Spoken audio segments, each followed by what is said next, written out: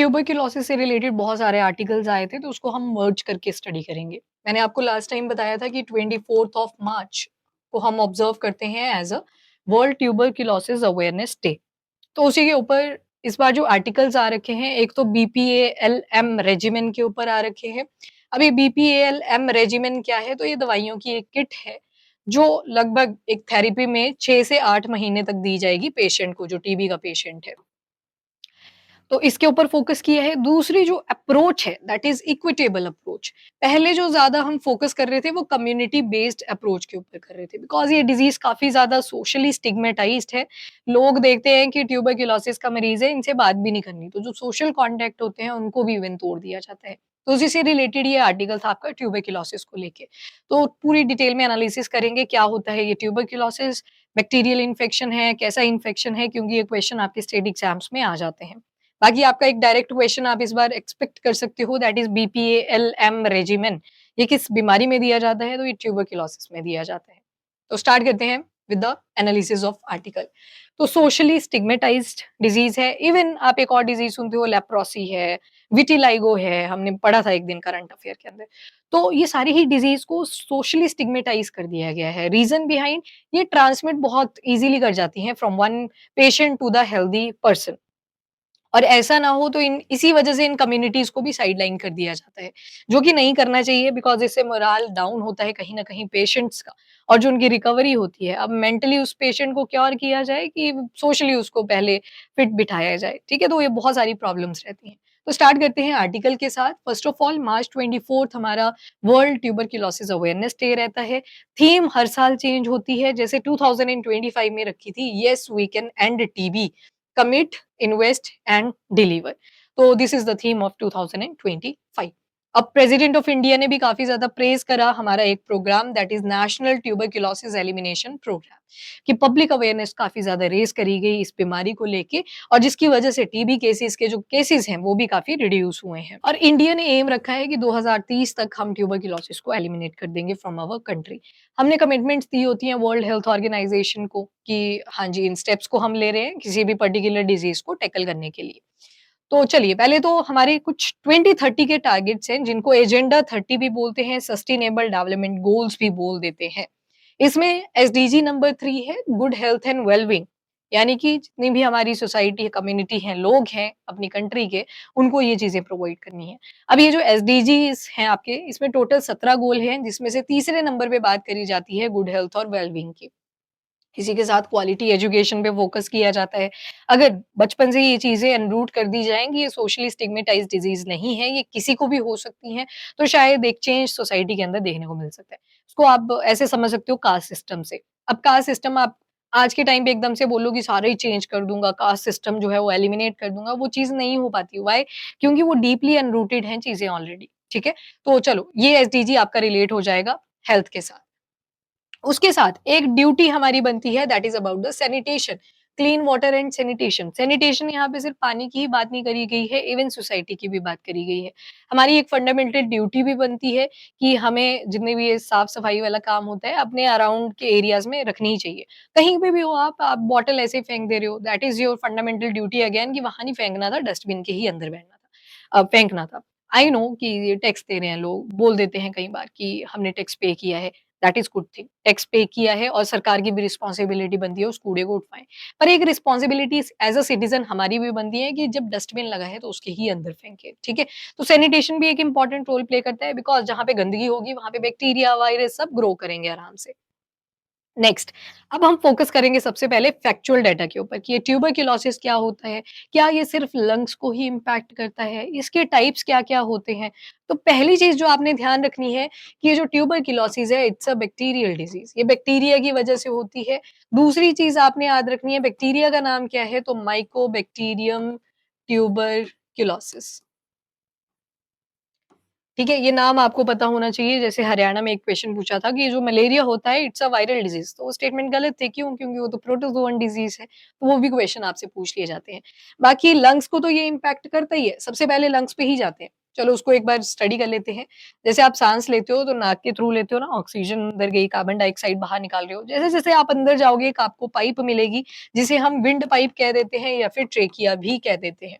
अब ये trachea further 2 pipes में डिवाइड हो जाता है, जिनको हम कहते हैं ब्रोंकाई, 2 ब्रोंकाई होते हैं हमारे पास। उसके बाद ये ब्रोंकाई छोटी-छोटी ब्रांच लाइक स्ट्रक्चर्स में डिवाइड हो जाते हैं, जिनको हम कह देते हैं ब्रोंकियोल्स। ये छोटे स्ट्रक्चर्स के होते हैं। और उसके बाद सैक लाइक स्ट्रक्चर होता है, जहाँ पे गैसियस एक्सचेंज देखने को मिल जाता है और इस पॉइंट को कहते हैं एक्चुअल रेस्पिरेटरी साइट और नाम है एल्वियोलाई। ठीक है? और इसके बाहर एक आउटर कवरिंग होती है, जिनको हम बोलते हैं लंग्स।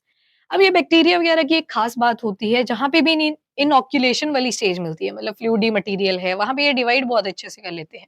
वैसे लंग्स में इनको काफ़ी ज़्यादा स्पेस मिल जाता है। सोचो, क्या गैस एक्सचेंज हो पाएगी अगर ये सारा लिक्विड वगैरह सेमी पेस्टी एरिया से भरा हुआ है? नहीं हो पाएगी। तो ये माइकोबैक्टीरियम यहीं पे अपना नंबर डिवाइड कर रहे होते हैं और डिवाइड करते-करते इतना ज़्यादा करता है कि ये लंग्स से शुरू हुई थी और कहाँ तक जा सकती है? एब्डोमेन रीजन, पेट वाले रीजन में, ग्लैंड्स, बोन्स, नर्वस सिस्टम, तो सिर्फ लंग्स को ही इम्पैक्ट नहीं करती। इसकी जो एक्टिव वाली स्टेज होती है, वो बाकी के ऑर्गन्स को भी इम्पैक्ट कर देती है, जो ट्यूबरक्लोसिस होता है। ट्रांसमिशन कैसे होता है इसका? तो एयर के थ्रू हो जाता है ट्रांसमिशन, मतलब किसी पेशेंट ने स्नीज़ करा किसी हेल्दी पर्सन के आगे, तो वो जर्म्स जो हैं, देयर इज़ अ पॉसिबिलिटी अगर उसमें माइकोबैक्टीरियम ट्यूबरक्लोसिस होगा, तो वो हेल्दी पर्सन को भी हो सकता है। नेक्स्ट इसके टाइप्स देख लेते हैं हम सबसे पहले तो। पहली टाइप है पल्मोनरी ट्यूबरक्लोसिस। जब ये शब्द दिखेगा ना आपको पल्मोनरी, तो याद रखना कि लंग्स से रिलेटेड या फिर रेस्पिरेटरी सिस्टम से रिलेटेड बात हो रही है।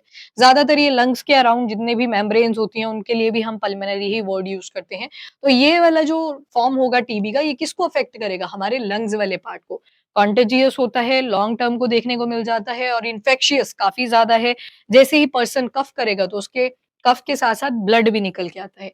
देन रात को पसीना पड़ता है, वेट लॉस देखने को मिल जाता है, बाकी एपेटाइट यानी कि भूख वगैरह खत्म हो जाती है। तो इन्फेक्शियस स्टेज मानी जाती है पल्मोनरी ट्यूबरक्लोसिस की। तो सिम्पटम्स पूछे जाएँ आपसे तो हाँ जी, होते हैं इसके सिम्पटम्स। देन आते हैं लेटेंट ट्यूबरक्लोसिस के ऊपर। लेटेंट जब भी ये शब्द आता है, आप फिजिक्स में पढ़ो, केमिस्ट्री में पढ़ो या फिर अपने बायोलॉजी में पढ़ो, इसका मतलब होता है कोई चीज़ हिडन है। हिडन मतलब कोई चीज़ छुपी हुई है। यहाँ पे क्या छुप जाता है? तो यहाँ पे सिम्पटम छुप जाते हैं ट्यूबरक्लोसिस के। चेस्ट का एक्स-रे करवाया पेशेंट ने, पर कुछ आया ही नहीं उसमें, क्यों? बिकॉज़ उनको लेटेंट ट्यूबरक्लोसिस हो रखा है। वहाँ पे हमारा जो इम्यून सिस्टम होता है, वो खुद ही फाइट करने की ट्राई करता है ट्यूबरक्लोसिस के साथ। कि ये जो माइकोबैक्टीरियम ट्यूबरक्लोसिस है, मैं खुद ही लड़ लूँगा, आपको टेंशन लेने की ज़रूरत नहीं है। हल्की-हल्की कफिंग भी होती है, पर वो तो कोल्ड के साथ भी हो जाती है, ठीक है? नॉर्मल कफ जो होता है आपका 2 अगर हफ्तों तक रह जाता है, तो उसमें भी तो कफिंग देखने को मिलती है, पर वो ट्यूबरक्लोसिस नहीं होता, राइट? तो रीज़न्स वेरी कर सकते हैं और लेटेंट ट्यूबरक्लोसिस में कई बार इन्फेक्शन का पता नहीं चल जाता पाता बिकॉज़ इम्यून सिस्टम खुद फाइट करने की ट्राई कर रहा था। और इवन इसमें आपको कोई इलनेस भी नहीं होगी, आपका वेट लॉस नहीं कर रहा है, ब्लड नहीं आ रहा है कफ के साथ, कोई सिम्पटम नहीं देखने को मिलते। तो ना तो ये इन्फेक्शियस मानी जाती है, ना ही इसमें कोई सिम्पटम देखने को मिल रहे हैं। ऑल्दो बॉडी इम्यून सिस्टम अगर फाइट कर गया तो बहुत ही अच्छी बात है, नहीं कर पाया तो एक्टिव ट्यूबरक्लोसिस भी देखने को मिल सकता है। अब एक्टिव ट्यूबरक्लोसिस और जो पल्मोनरी वाला था, वो इसी में इंक्लूड कर लो, क्यों? वहाँ पे सिर्फ लंग्स इम्पैक्ट हुए थे, पर हमने देखा ना बोन्स भी इम्पैक्ट हो सकती हैं, नर्वस सिस्टम इम्पैक्ट हो सकता है। नर्वस सिस्टम के बाद हमने देखा कि जो एब्डोमेन वाला रीजन है वो इम्पैक्ट हो सकता है, तो यहाँ पे एक्टिव स्टेज में ये सारे ही ऑर्गन्स इम्पैक्ट होने शुरू हो जाते हैं। तो हाइली इन्फेक्शियस स्टेज है, सिम्पटम इसमें आएँगे, 3 हफ्तों से ज़्यादा की खाँसी रहेगी, ब्लड आएगा, जो सिम्पटम आपने पल्मोनरी में देखे वो सब रहेंगे। थोड़े सेवेयर हो जाएँगे और रात को ऐसे शिवरिंग रहेगी बॉडी के अंदर, स्वेटिंग चलती रहेगी, तो वो सारे जो ओकेजन्स हैं सिम्पटम्स के, वो इन बीमारियों में देखे जाते हैं।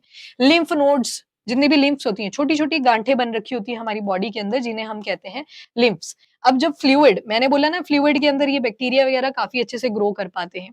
अब जहाँ पे फ्लूइड होगा, लिम्फ्स के अंदर भी फ्लूइड होता है, वहाँ पे भी ये बैक्टीरिया आके बैठ जाते हैं। तो जितनी भी लिम्फ नोड्स होती हैं, वहाँ पे आपको ऐसे, जिसको आप लेमन लैंग्वेज में गिल्ट बोलते हो ना, वैसे गिल्टें बन जाएँगी through out the body.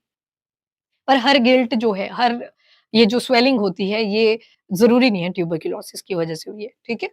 Now treatment की बात करते हैं, प्रिवेंशन क्या-क्या हो सकते हैं, उन पे फ़ोकस करते हैं। तो सबसे पहले तो आपको पता ही है कि एंटीबायोटिक्स दिए जाते हैं, मेडिकेशन दी जाती है, लगभग 18 महीने लग जाते हैं।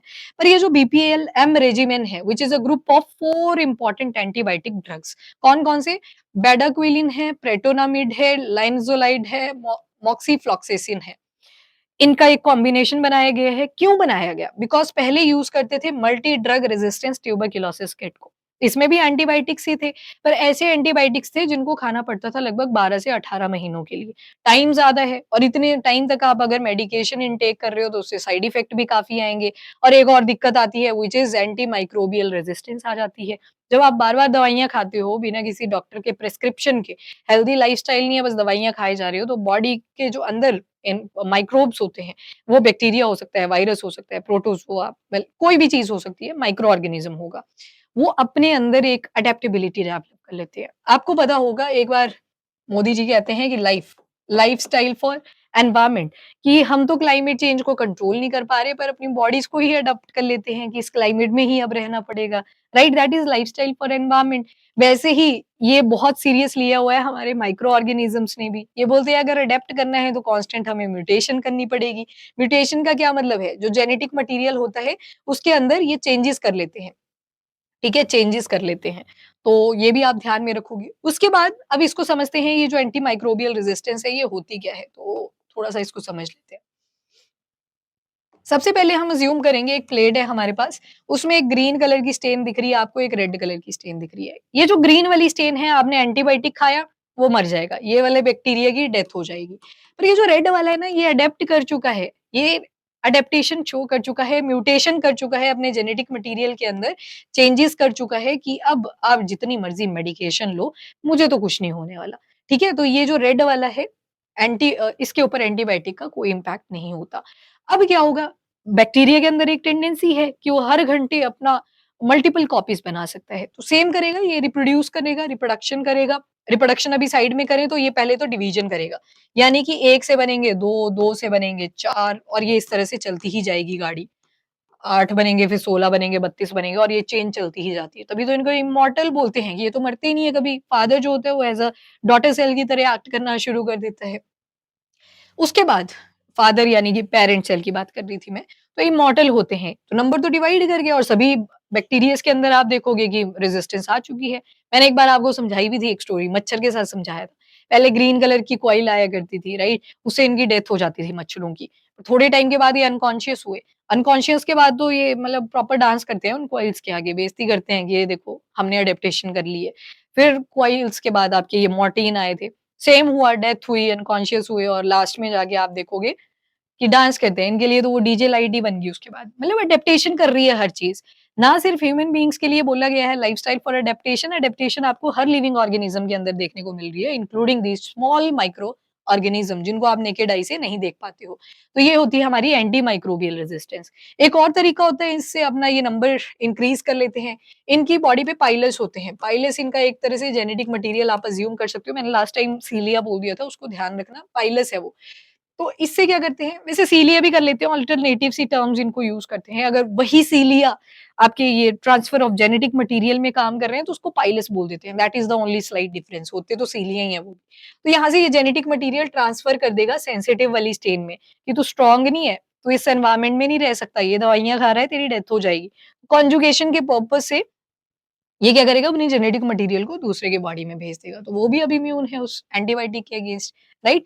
वैसे ही एक वैक्सीन भी लगाई जाती है, बचपन में लग जाती है, जो इन्फैंट्स होते हैं मतलब न्यूली बॉर्न जो किड्स होते हैं, उनको पहले दे दी जाती है। आपने सुना होगा इंजेक्शन दिए जाते हैं बचपन में बहुत सारे, उसमें से एक बीसीजी है, बैसिलस कैलामिटी ग्यूरेन वैक्सीन। तो स्वेयर ना हो ये कंडीशन कल को कोई चांस ना हो उस डिज़ीज़ का, चांस तो ख़ैर रहता है हर चीज़ का बिकॉज़ वैक्सीन क्या करती है, प्रिवेंशन करती है। It is all about prevention not about the cure, याद रखिएगा उस चीज़ को। नेक्स्ट चलते हैं निक्षय पोषण योजना की तरफ। इसमें ₹1000 प्रोवाइड कर दिया जाता है जो ट्यूबरक्लोसिस के पेशेंट्स होते हैं और ताकि वो अपनी डाइट वगैरह के ऊपर फ़ोकस करें। और इसी में एक और इनिशिएटिव लिया गया था दैट इज़ ऑफ द जो ट्यूबरक्लोसिस के पेशेंट थे और वो ठीक हो गए हैं उस डिज़ीज़ से, उनको मिलाया जाता है उन लोगों से जो अब ट्यूबरक्लोसिस के पेशेंट हैं, ताकि उनका मोराल बूस्ट किया जा सके और उनको बताया जा सके कि अगर आप प्रॉपर डाइट ले रहे हो, प्रॉपर मेडिकेशन ले रहे हो, डॉक्टर से रेगुलर फ़ॉलो-अप्स ले रहे हो, तो उस केस में आपका जो ट्यूबरक्लोसिस है वो क्योर हो सकता है। इसके बाद अब आता है डेटा। ये डेटा आपसे प्री में तो कोई नहीं पूछेगा पर मेंस में काफ़ी इम्पोर्टेंट रोल प्ले करेगा। अगर इंडिया के अंदर आप देखोगे तो लगभग 17.7% केसेज़ का डिक्लाइन हुआ है। उसके बाद 1 लाख पॉपुलेशन में जहाँ 237 केसेज़ आया करते थे 2015 में, वो अब रिड्यूस कर चुके हैं 195 केसेस पे 1 लाख की पॉपुलेशन में, और 21.4% रिडक्शन ओवरऑल हमें ट्यूबरक्लोसिस की वजह से जो डेथ हुआ करती थी, उसमें भी रिडक्शन आया है। काफ़ी सारी कैंपेन्स भी चला रखी हैं, जैसे वर्ल्ड हेल्थ ऑर्गेनाइजेशन ने एंड टीबी नाम से एक कैंपेन चला रखी है, इंडिया ने टीबी हारेगा देश जीतेगा नाम की कैंपेन्स चला रखी हैं। अब एक टेस्ट भी किया जाता है ट्यूबरक्लोसिस का, जिसको हम बोलते हैं मेंटो टेस्ट। ये मेंटॉक्स नहीं होता, ये मेंटो ही बोलते हैं इसको। इसमें क्या किया जाता है, एक इंजेक्शन लेते हैं और इंजेक्शन के अंदर वो जो माइकोबैक्टीरियम ट्यूबरक्लोसिस एक पॉइजन प्रोड्यूस करता है, जिसको हम बोलते हैं ट्यूबरक्यूलिन, टॉक्सिन भी बोल दो, ट्यूबरक्यूलिन। इसको इंसर्ट किया जाता है उस पेशेंट के अंदर जिसको डाउट है कि ट्यूबरक्लोसिस हो सकता है। अगर उस पेशेंट के अंदर माइकोबैक्टीरियम ट्यूबरक्लोसिस होगा, तो यहाँ पे एक ब्लैब सी बन जाती है, ऐसे छोटा-सा फोड़ा-सा निकल के आता है, और उसकी कंडीशन को देख के कितना बड़ा है ये साइज़ में, वो सब चीज़ें अंडरस्टैंड करके, कितनी इसकी लेंथ है ब्लैब की, वो सब पढ़ के पता चलता है कि कौन-सी कैटेगरी का ट्यूबरक्लोसिस हुआ है। जैसे मान लो कैटेगरी 3 का अगर पॉजिटिव आता है, इतना डेंजरस दिख रहा है, इसमें फ्लूइड भर रखा है, तो ये काफ़ी ज़्यादा स्वेयर होता है, इसको कैटेगरी नंबर 3 में कंसीडर किया जाता है, और जो ब्लैब का साइज़ होता है, it is more than 15 MM. ठीक है? 15 एमएम से ज़्यादा का साइज़ रहता है इसका। तो मेंटोर टेस्ट एक स्केल होती है, ट्यूबरक्यूलिन स्किन टेस्ट रूलर, इसी के साथ मेजरमेंट करी जाती है कि किस कैटेगरी का ट्यूबरक्लोसिस हो रखा है।